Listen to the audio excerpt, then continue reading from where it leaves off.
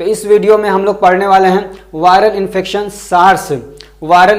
SARS कोविड-2 के बारे में हम लोग पढ़ने वाले हैं। सार्स नहीं, असल में क्या है, SARS कोविड-2। तो ये क्या है, एक तरीके से कोरोना वायरस ही है, उसी को अब दूसरा नाम दे दिया गया है।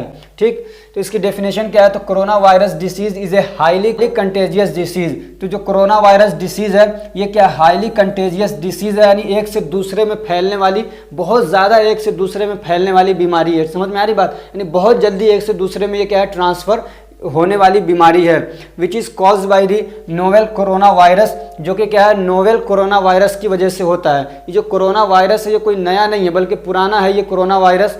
लेकिन जो वायरसेस है ना, ये अपने आप को समझिए मॉडिफाई करते रहते हैं, अपनी शक्ल बदल बदल के ये आते रहते हैं, मतलब बड़े चालाक होते हैं ये। क्या मतलब, अपने अंदर समझिए एक तरीके से म्यूटेशन करते रहते हैं, बार बार अपनी शक्ल को बदलते रहते हैं और एक नया स्ट्रेन, और जब वो अपनी शक्ल बदल के दोबारा आते हैं तो उसको हम लोग बोलते हैं कि नया स्ट्रेन है। ये क्या है, नया स्ट्रेन है। तो ये जो कोरोना वायरस है ये भी क्या है, मतलब अपनी शक्ल बदल के और बहुत मतलब अच्छे से मॉडिफाई करके और बहुत स्ट्रॉन्ग अपने आप को बना के आया, तो उसी को हम लोग बोलते हैं novel corona virus. Corona virus तो पहले से था, लेकिन वो नया आया जो कि पहले से रिकॉग्नाइज्ड नहीं था, इसलिए उसको हम लोग बोलते हैं नोवेल कोरोना वायरस। ठीक है, अब ये वायरस है, ये क्या करता है, this virus affects the respiratory tract badly. और ये खास तौर से जो हमारा रेस्पिरेटरी ट्रैक्ट है, यानी जो सांस लेने वाला सिस्टम है, इसको ये खास तौर से क्या करता है, अफेक्ट करता है, डैमेज कर देता है, और एयर फ्लो को क्या करता है, रोक देता है, यानी हवा को, सांस को अंदर आने नहीं देगा, जाने नहीं देता है। ठीक है, और जो कोविड-19 है इसी को आज के टाइम पे प्रेजेंटली हम लोग बोलते हैं सार्स मतलब SARS कोविड-2 बोलते हैं। इसका फुल फॉर्म है severe acute respiratory syndrome. Severe acute respiratory syndrome,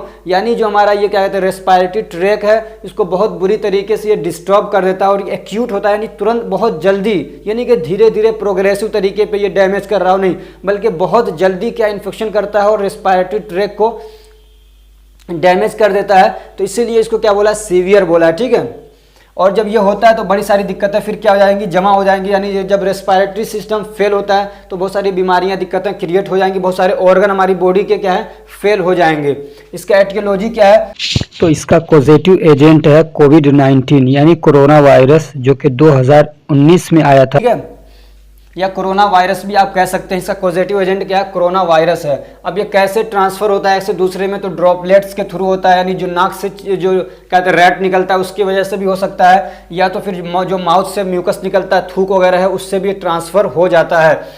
ऐसे क्या है, फिजिकल कांटेक्ट की वजह से भी फैल जाता है। और क्या हो जाएगा, कंटामिनेटेड जो चीज़ें हैं, मान लीजिए उसने कोई बर्तन छू रखा है, उसमें लग गया, समझ में आ रही बात, कोई क्या कहते हैं, कोई कपड़ा छू रखा है उसमें लग गया, तो जो कंटामिनेटेड चीज़ें हैं वहाँ पे अगर वायरस है उसको कोई दूसरा टच करता है तो उसके अंदर भी आ सकता है। और कोरोना वायरस के बारे में तो बहुत अच्छे से आप जानते हैं, पूरा 2 साल तक इसमें फंसे रहे हम लोग।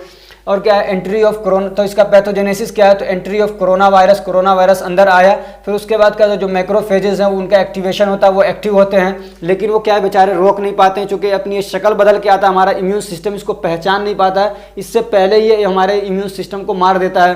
समझ में आ रही बात, तो हमारा इम्यून फेलियर हो जाता है। उसके बाद अब इस पर रुकता नहीं है, फिर अपना ये मल्टीप्लिकेशन करता है एपिथेलियल सेल के अंदर। ठीक है, एपिथेलियल सेल के अंदर जाके अपनी और भी ये तादाद बढ़ाता है, फिर उसमें इन्फ्लेमेशन करता है। ये हमारा जो ट्रेकिया है, तो ये भी तो एपिथेलियल सेल है, तो उसमें भी जाके क्या करता है, अपना मतलब मल्टीप्लिकेशन करता है, इन्फ्लेमेशन कर देगा।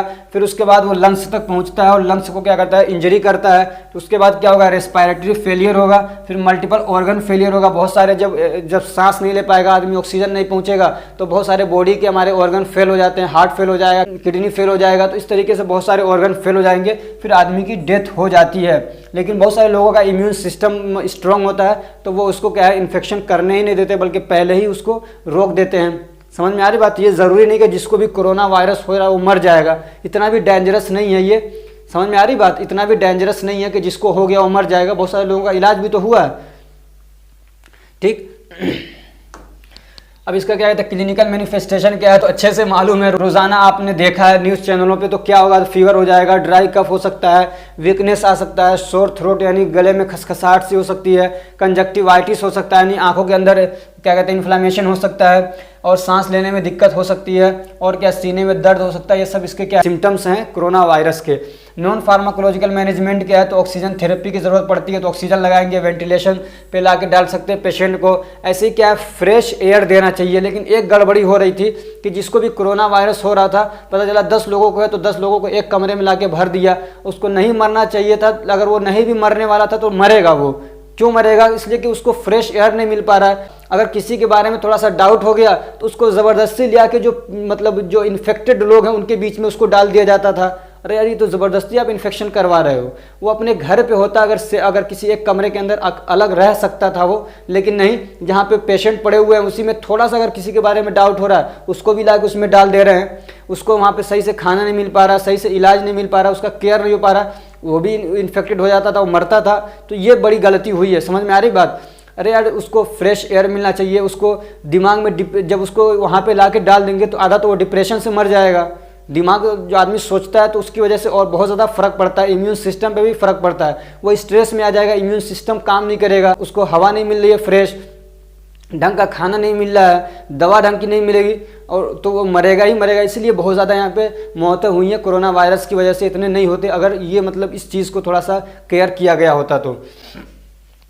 और क्या है फ्रेश एयर, ठीक है, फ्रेश एयर देना चाहिए उसको। और क्या है उसको इंकरेजिंग काउंसलिंग होना चाहिए, यानी ये कि उस पेशेंट को इंकरेज किया जाए, उसकी हिम्मत बढ़ाई जाए। यार चलो कोई बात नहीं, छोटी सी बीमारी है, टेंशन ना लो, ठीक हो जाओगे। लेकिन अब इसमें क्या यार, इसमें अब क्या हो रहा था कोरोना के टाइम पे, अरे ये तो बड़ी भयंकर बीमारी है, जिसको हो गई वो तो बचेगा ही नहीं, मर जाएगा। वो आदमी बेचारा आधा तो ऐसे ही मर जाता था। समझ में आ रही बात? तो इसमें ये बहुत गड़बड़ी की गई थी इस वाले कोरोना वायरस के कंडीशन में। अब इसका फार्माकोलॉजिकल मैनेजमेंट क्या है, तो इसमें एंटीवायरल ड्रग्स देते हैं, ठीक है। कौन सी एंटीवायरल ड्रग्स देते हैं? रेमडेसिविर हो गया, रिटोनाविर हो गया, निर्माट्रेलविर हो गया, जो ये वीर वाली दवाएं हैं, यानी जो क्या कहते हैं एंटीवायरल दवाएं हैं वो देते थे। उसके अलावा ये भी दे सकते थे, मोनोक्लोनल एंटीबॉडीज भी दी जाती थी, ये दे सकते हैं, ठीक है। कौन सी? Monoclonal antibodies. ये क्या है? तो ये भी एक तरीके से समझिए क्या इम्यूनोग्लोबिन होता है, लेकिन ये किसी के बॉडी से नहीं निकाला जाता बल्कि इसको लेबोरेटरी के अंदर बनाया जाता है। समझ में आ रही बात? एक तो बॉडी के किसी के बॉडी से निकाल लिया गया, यानी किसी के ब्लड के सीरम से निकाल लिया गया, एक तो वो था। एक दूसरा लेबोरेटरी के अंदर बनाया जाए, तो ये जो मोनोक्लोनल है ये क्या लेबोरेटरी के अंदर बनाया जाने वाला एक तरीके का एंटीबॉडी होता है। उसका एग्जाम्पल क्या है? बेप्टिलोविमेब। क्या है? बेप्टिलोविमेब इसका एक एग्जाम्पल है। तो ये क्या होता है? एक तरीके का प्रोटीन होता है जो लेबोरेटरी के अंदर बनाया जाता है, एंटीबॉडीज़ की तरीके से काम करता है। तो ये क्या करेगा? तो it can restore, increase, modify और मिमिक दी इम्यून सिस्टम। तो ये क्या कर सकता है? इम्यून सिस्टम को रीस्टोर कर देगा, यानी इम्यून सिस्टम डिस्टर्ब हो गया तो एकदम उसको फिर और उसको दोबारा से तैयार करेगा, या फिर उसको इंक्रीज कर सकता है, यानी उसके काम को बढ़ा सकता है, उसके फंक्शन को बढ़ा देगा, उसको और मॉडिफाई कर देगा, और उसके तरीके से काम भी कर सकता है। जैसे इम्यून सिस्टम काम करता है उसको मिमिक कर सकता है, यानी उसकी तरीके से ये काम कर सकता है।